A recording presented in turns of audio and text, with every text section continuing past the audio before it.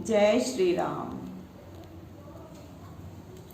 विविध चरित रघुनाथ के, को कवि पावे पार। वर्णन कीने सिद्ध मुनि, निज निज मति अनुसार। श्री रामचंद्र जी के चरित्र अपार है, उनका पार कौन पावे। सिद्ध मुनियों ने अपनी अपनी मति के अनुसार वर्णन किए हैं। एक दिवस एक बाणिक आवा, बेचन हित नगर नृपहि दिखावा। लै रघुनाथ कूप में डारा, देव वहे हंसी भूप उचारा। एक दिन एक व्यापारी नग बेचने आया। उसने राजा को नग दिखाया। उसे लेकर श्री रामचंद्र जी ने कुएं में डाल दिया। तब राजा ने हंसकर कहा, वही लाओ। तुरते वृक्ष कूप ते जामा, लागे लाल अमोलक तामा। फरत झरत पुनि लागत भारी, ले जात सकल नर नारी। तत्काल कुएं से एक वृक्ष उत्पन्न हुआ जिसमें अनमोल लाल लगे थे, और वह गिरने लगे, फिर लगते फिर गिरते। नर नारी सब अपने अपने घर को ले जाने लगे। 7 दिवस भई लूट विशेषी, पुनि सो बिट पपरा नहीं देखी। एक दिन एक बधिक चली आवा, अद्भुत पक्षी नृपहि दिखावा। यह लूट 7 दिन तक चलती रही, फिर वह वृक्ष दिखाई नहीं दिया। एक दिन एक व्याघ्र आया और एक अद्भुत पक्षी राजा को दिखाया। देखी राम लै दीन उड़ाई, बोला खग सोई देहु मंगाई। सुनि प्रभु तासी पक्ष मही गारा, भातर तुरत जमी जल डारा। देखकर श्री रामचंद्र जी ने उसे उड़ा दिया, और व्याघ्र ने कहा कि मैं पक्षी लूंगा। ये सुनकर श्री रामचंद्र जी ने पृथ्वी में उसका पंख गाड़ दिया, उसका तुरंत वृक्ष बन गया। लागत फल फूटत तुरत, निकसत उड़त विहंग। बैठत महलन पर घरन, धावत बालन संग। उसमें फल लगने लगे और फूटकर उनसे पक्षी निकलकर उड़ने लगे।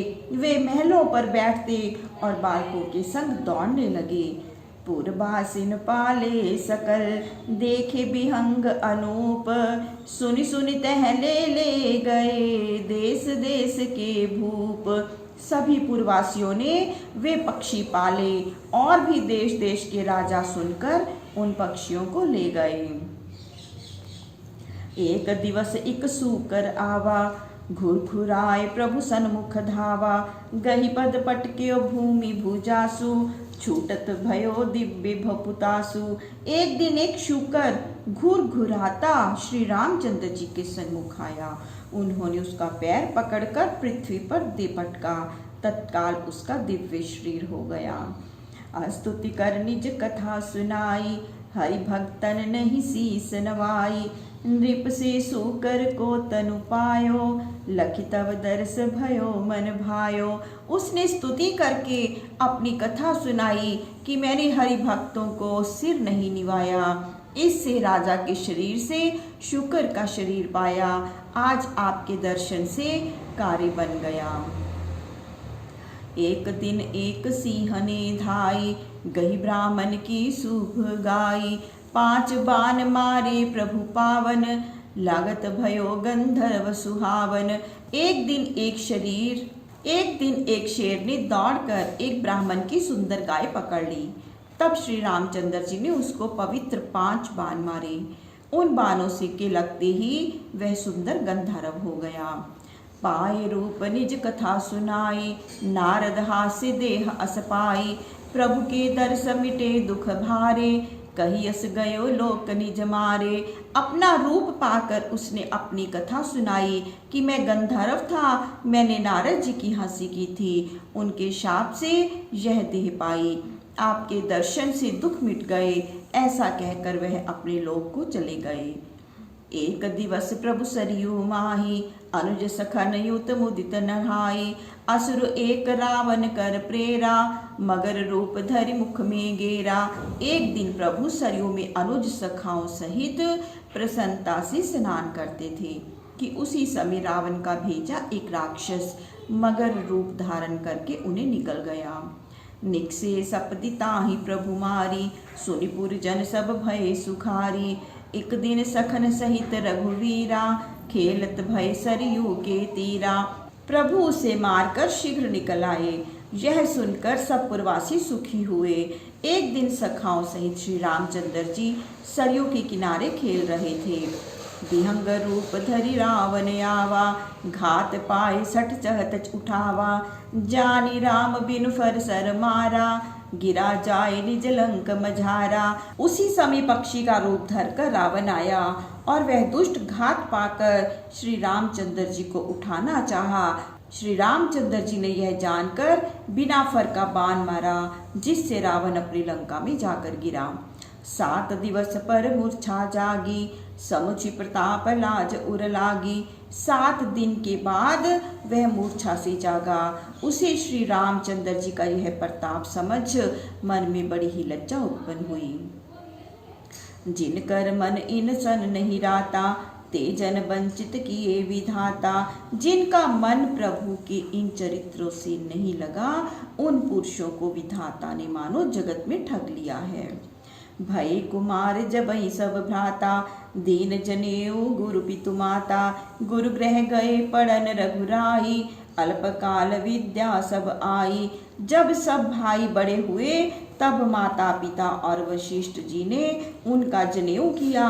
पश्चात श्री रामचंद्र जी अपने भाइयों सहित गुरु के घर विद्या पढ़ने गए, तो थोड़े समय में ही सारी विद्याएं आ गई। जाकी सहज श्वास श्रुति चारी, सोहरि पढ़ यह कौतुक भारी। विद्या विनय निपुण गुणशीला, खेल ही खेल सकल नृपलीला। जिसका स्वाभाविक श्वास ही चारों वेद हैं, वे प्रभु पढ़े, बड़ा आश्चर्य है। इस प्रकार विद्या विनय और शीलता आदि गुणों में दक्ष होकर प्रभु राजाओं के समस्त खेलों को खेलते थे। करतल बाण धनुष अति सोहा, देखत रूप चराचर मोहा। जिन बीथई बिहरई सब भाई, थकित होई सब लोग लुगाई। उनके हाथ में धनुष बाण अत्यंत शोभायमान होता, जिसे देखते ही चर अचर सभी मोहित हो जाते। जिन गलियों में सब भाई विचरते, वहां के सब स्त्री पुरुष उन्हें देखते ही चकित हो जाते। कौशलपुर बासी नर, नारी वृद्ध अरुबाल। प्राण होते प्रिय लागत, सब कहूँ राम कृपाल। इस प्रकार अयोध्या के आबाल वृद्ध नर नारियों को कृपालु श्री रामचंद्र जी प्राणों से भी अधिक प्रिय लगते थे। बंधु सखा संग ले ही बुलाई, वन मृग्यानित खेल ही जाई। पावन मृग मारई जिय जानी, दिन प्रति नृप ही देखा वही आनी। भाइयों और मित्रों को बुलाकर नित्य ही शिकार खेलने वन में जाते थे, और ये मृग पवित्र है ऐसा हृदय में जानकर उन्हें मारते तथा प्रतिदिन ले आकर राजा को दिखलाया करते। जे मृग राम बाण के मारे, ते तनु तजि सुरलोक सिधारे। अनुज सखा संग भोजन करही, मातु पिता आज्ञा अनुसरही। जो मृग रामचंद्र जी के बाणों से मरते, वे शरीर छोड़ते ही देवलोक को चले जाते। श्री रामचंद्र जी छोटे भाई और मित्रों के साथ भोजन करते तथा माता पिता की आज्ञा का अनुसरण करते।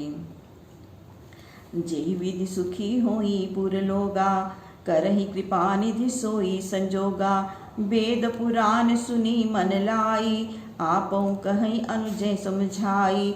अयोध्यापुरी के लोग जिस प्रकार सुखी हों, श्री रामचंद्र जी वही उपाय करते थे। वे मन लगाकर वेद पुराण सुनते और फिर उसे स्वयं कहकर भाइयों को समझाते थे। प्रातः काल उठी के रघुनाथा, मात पिता गुरु ना वही माथा। आयसु मांगी करई पुर काजा, देखी चरित हर्षई मन राजा। प्रातः काल उठकर श्री रामचंद्र जी माता पिता और गुरु को प्रणाम करते थे और आज्ञा मांगकर नगर का काम करते थे। इस चरित्र को देखकर राजा मन में बहुत प्रसन्न होते थे। व्यापक अकल अनीह अज, निर्गुण नाम न रूप। भक्त हेतु नाना विधि, करत चरित्र अनूप। गोस्वामी तुलसीदास जी कहते हैं कि प्रभु सर्वव्यापक, चेष्टा रहित, अजन्मा, निर्गुण और जिनका कोई नाम स्वरूप नहीं हो सकता, वे भक्तजनों के हितार्थ अनेक प्रकार से अनुपम चरित्र करते हैं। जय श्री राम। प्रभु श्री राम सबका मंगल करें, सबका कल्याण करें, सबको सुख व सबको स्वास्थ्य प्रदान करें। जय श्री राम।